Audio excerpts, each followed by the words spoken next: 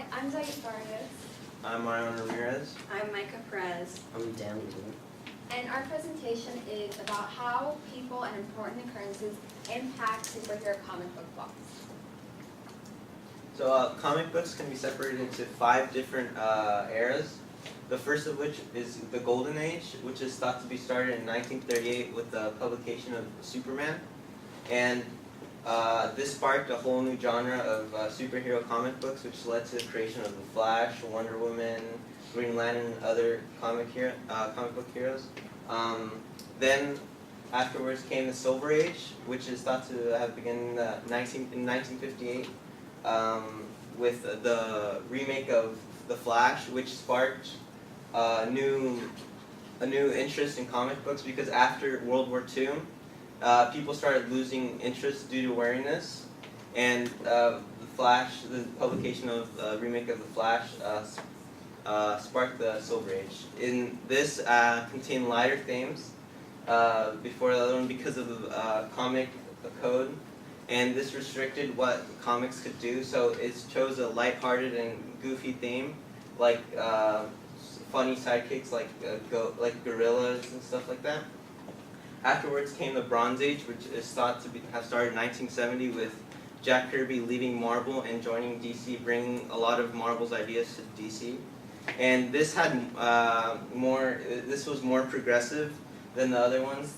It was more realistic. It was moving away more from the silliness and lighthearted themes. It wasn't just black and white.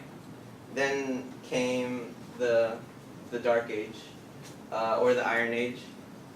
It's thought to have started in 1986 with the publication of the Dark Knight Returns, and it was in The Watchmen, and it's thought to be more edgier and grittier.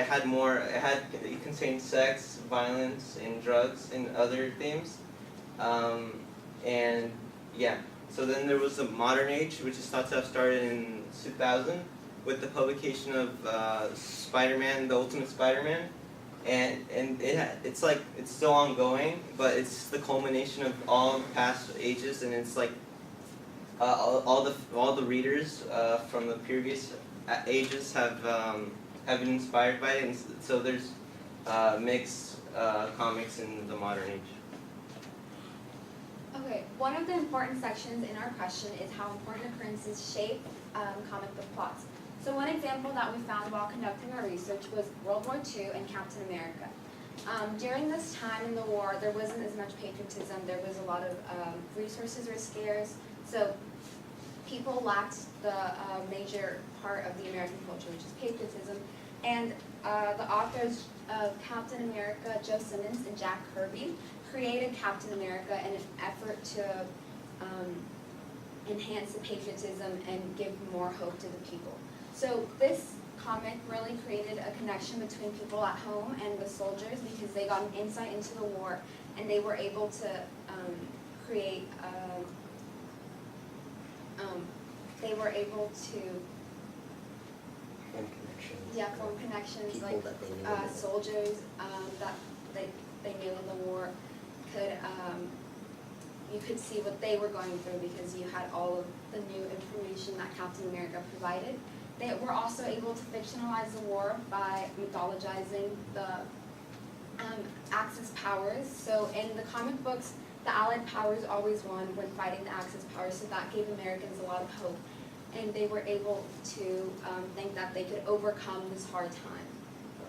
I might want to add that in the comics, they also portrayed, especially Asians, really monstrously. Not monstrously, but weirdly, like with huge squinty eyes, tilted, and weird mustaches that no one ever uses, ever. Like really ugly and stupid looking. So like to give off the idea that they're less than us, but subconsciously. So that's how, yeah, they fictionalized the enemies of the Americans at that time in order to give the people more hope that they could overcome the time of war. Another example would be Seduction of Innocence and how it majorly impacted plots. So in the 1940s, the New York psychiatrist Dr. Frederick Orton realized a connection, well, saw a connection between the rising juvenile delinquency and comic books. He blamed comic books for their sex and all the violence that they included for engraving young minds with bad habits. He began to write a text called Seduction of Innocence, which drew the attention of church groups and family groups and politicians, which then led to the creation of the comic book code, which censored many comics, and many authors weren't able to write about mature topics because they were scared of losing the public's interest. So this also started the Silver Age, and they became more kid-friendly. They had a major 360-degree turn because they went from talking about real topics to having more rosy.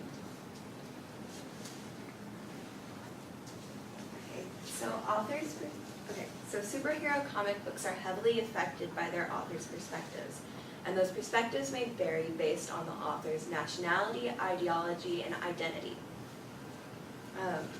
The effects of the perspectives appear in different ways, such as through differences in character traits, as well as references to real-world events. Nationalism. Nationalism has influenced iconic comic books for decades, and one of the first of those comic books is the Captain America comic book series, which emerged during World War II. Captain America represented the U.S. in many harrowing battles for justice, all fashioned by Joe Simon.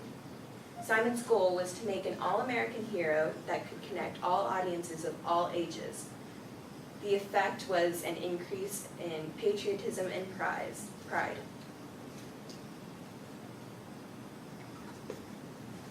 Ideology. Ideology expressed by authors have appeared in countless stories, but one that sticks out is the Green Lantern Green Arrow comic book, 85th edition in Volume 2. This comic book depicts the story of Speedy, Green Arrow's sidekick, who, in an unfortunate turn of events, became addicted to drugs. This comic book classic had an anti-drug agenda, and it made it known to its audiences. Author Mortimer Weisinger developed Green Arrow's sidekick to further his anti-drug ideology, and it was seen throughout the comic with Green Lantern and Green Arrow's efforts to help Speedy beat his addiction. Lastly, we have identity. Stan Lee created Spider-Man in his own image, modeling the hero after his younger self. In his own words, he'd be my kind of teenager, a loser, a schlep, just like I was when I was young. Lee attempted to create Spider-Man to be as versatile and as relatable as possible, to make him have almost normal seeming problems even though he was a kid and with not normal problems. Okay, so comic books throughout its existence, especially during the Silver Ages, have been trained to adapt their style, their plots, their stories, their heroes, in accordance to their audience. So one of the biggest examples we see is with the introduction of the comic book code, which basically hindered the co-author's ability to talk about and really use mature topics and portray characters in such a way that would appeal to maybe older audiences like teenagers,